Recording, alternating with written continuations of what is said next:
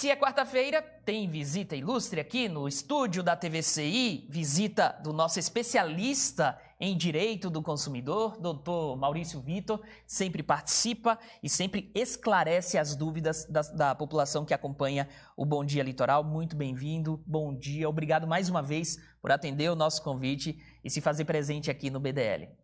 Bom dia, Pierre, é sempre um prazer. Me assustaram um pouquinho hoje. Hoje é terça-feira. Ué, vim no dia errado.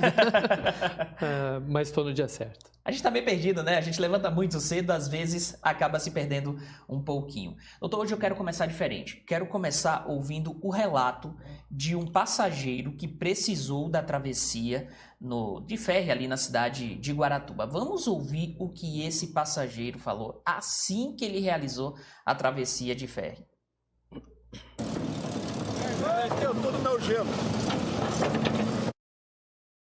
Ele, assim que realizou a travessia, saindo do carro, deu para perceber que era um carro de gelo. Ele falou, olha só, perdi todo o meu gelo. Por isso eu quero conversar com o senhor hoje sobre esse assunto que é a travessia de ferryboat na cidade de Guaratuba. Muitas pessoas estão perdendo compromissos, pessoas estão se sentindo prejudicadas porque tem uma demora no processo de travessia do ferryboat. Esse usuário, ele perdeu toda a mercadoria dele, perdeu o gelo que ele estava transportando. No caso do consumidor que precisou realizar a travessia e de alguma forma ele se sentiu prejudicado, ele pode reclamar na justiça? Ele pode receber alguma indenização, receber o valor da travessia novamente? O que pode acontecer e como ele deve proceder? Pois é, Pierre, cada caso um caso, né? Fato é que houve uma troca do serviço concedido de travessia de balsa. Esse é um serviço que é prestado pelo Estado do Paraná, através do seu Departamento de Estradas e Rodagem. E o Departamento de Estradas e Rodagem concede a exploração e a realização de serviço a uma empresa privada, uma terceirizada. Esta empresa recentemente venceu uma licitação realizada pelo Estado, houve a troca, né, da concessão e certamente há um período de adaptação. No entanto, essa adaptação não permite ao prestador de serviço prejudicar o consumidor, Pierre. Nesse caso que você está citando e que a gente viu aí do consumidor que tinha uma carga perecível ali, né, uma carga de gelo que em função da demora na travessia, ele perdeu, certamente ele deve ser ressarcido. A travessia, ela não é uma questão assim matemática exata, mas há que se esperar que ela tenha um período razoável e que a prestação do serviço seja útil ao consumidor, né? No caso, ele vai transportar o gelo. Se ele vai sair de Guaratuba para Matinhos ou de Matinhos para Guaratuba, é normal que aquele gelo tenha um prazo de validade, ele não vai ficar gelado para o resto do dia. Então, espera-se que a travessia seja rápida o suficiente para ele chegar do outro lado da baía com a carga intacta para ser entregue. Se isso não está acontecendo, o serviço não está sendo bem prestado.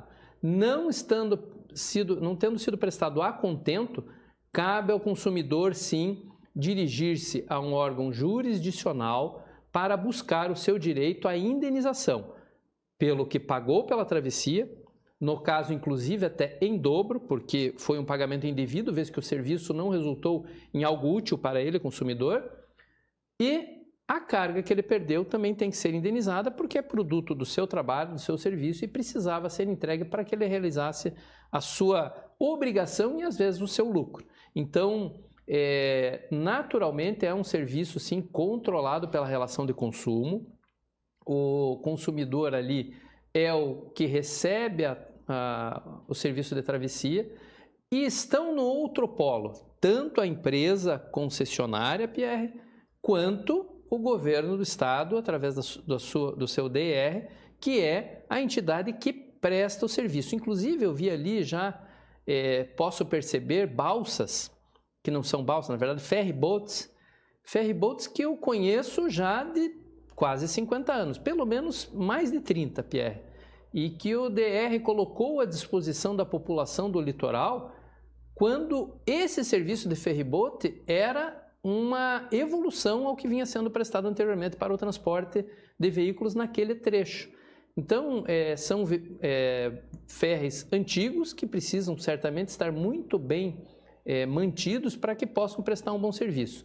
E percebo a ausência de balsas, né? Ou de pelo menos balsas grandes. Talvez esse tenha sido um gargalo, mas o consumidor deve saber, Pierre, que o serviço é prestado pelo DR. Tem que ter no local um livro de reclamações. Você pode procurar aí no local da travessia. Tem que estar disponível um livro de reclamações. Você pode registrar a sua reclamação ali. Não sendo isso possível, você não estando satisfeito, você pode procurar pelo site do DR. No site do DR vai ter um link para você fazer essa reclamação ou um telefone. É importante que isso aconteça para que o DR possa, então, fazer o controle desse serviço que não está bem prestado. A concessão é feita mediante termos, e esses termos têm que ser cumpridos pela empresa que recebeu o direito a explorar essa concessão. Se não o fizer, certamente há penalidades, multas ou talvez até a rescisão do contrato.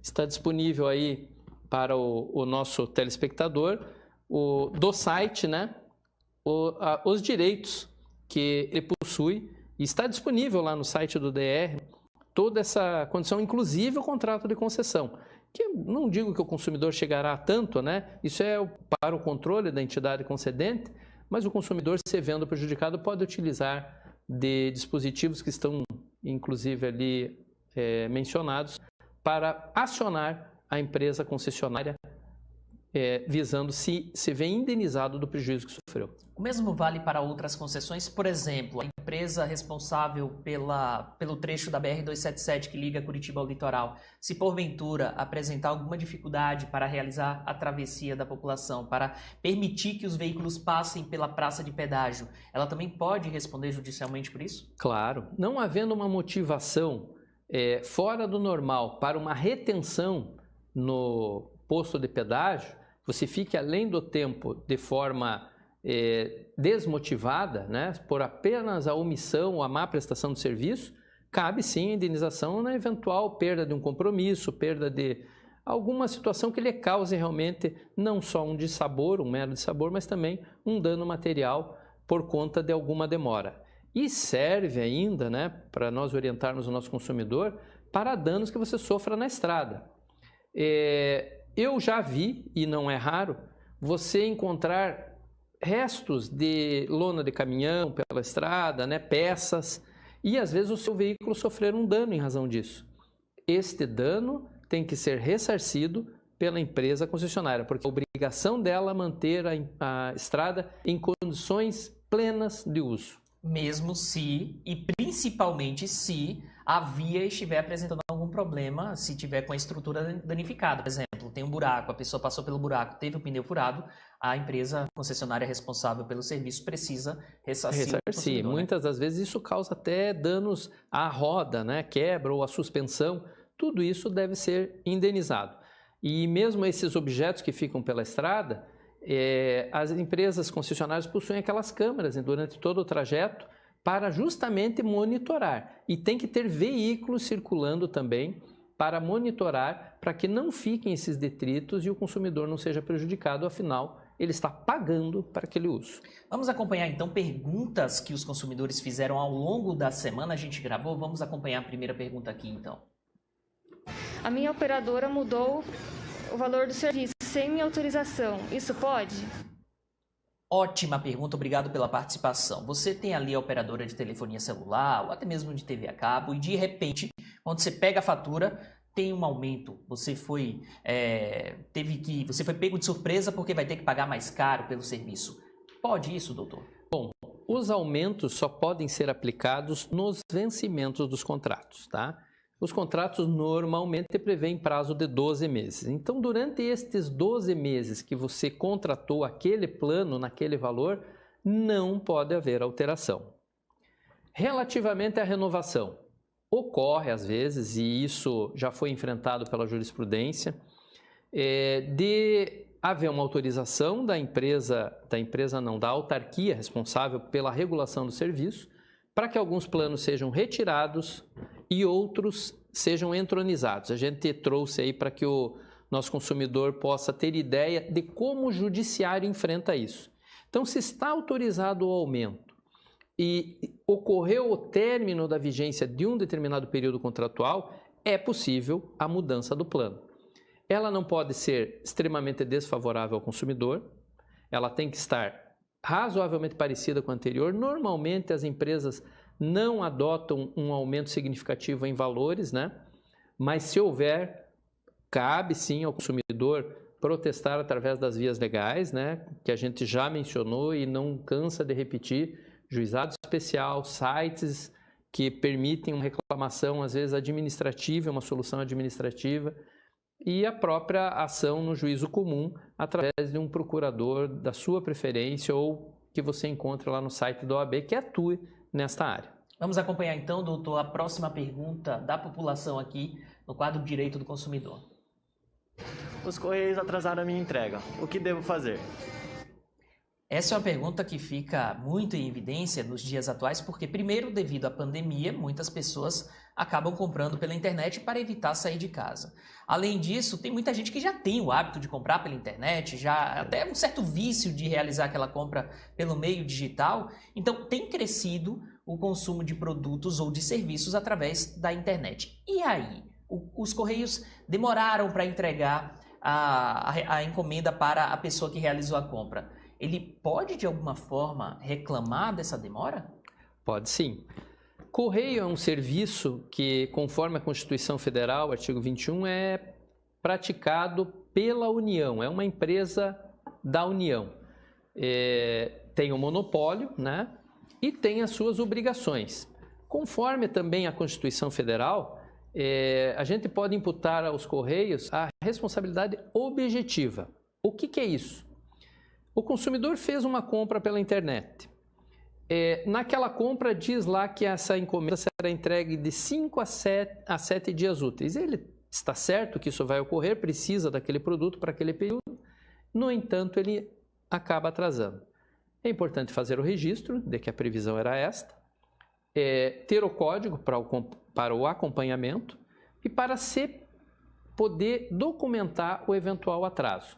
Em havendo atraso e ele lhe causando prejuízo material ou moral, cabe o ressarcimento através de uma ação judicial contra a empresa de correio. Tá?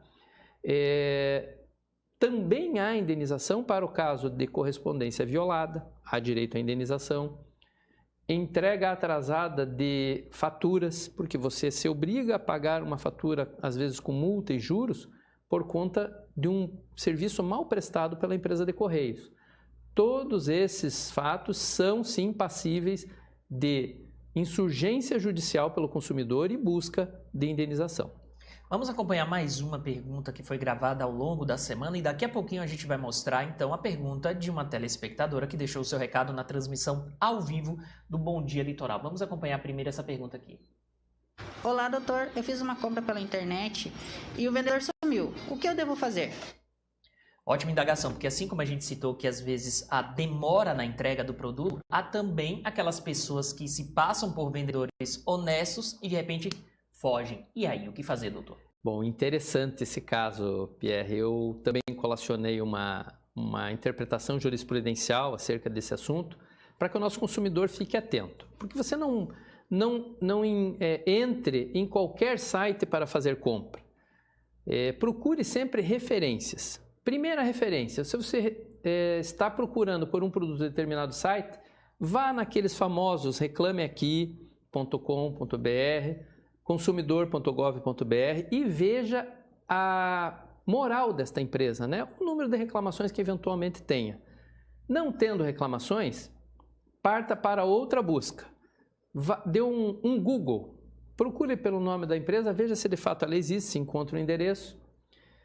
E ainda procure naqueles serviços de cotação de preço. Por quê? Porque é tido para a jurisprudência, para o Poder Judiciário, que se você procurou na cotação de preços e ali você encontrou a empresa, este site que faz essa cotação de preço, ele também pode ser responsável pela indenização do consumidor. Então, se você comprou aquele site deixou de existir, fugiu, sumiu, você ainda tem a possibilidade de se ressarcir através do site que apresentou aquele a você. Ou seja, essas cotações de preço podem lhe trazer aí pelo menos uma minimização do dissabor. Você perdeu o dinheiro numa compra que não ocorreu, mas será dele ressarcido por uma empresa que está no mercado e tem condições de fazê-lo. A gente vai fazer uma última pergunta. Eu quero primeiro agradecer à população de casa que está acompanhando o quadro Direito do Consumidor.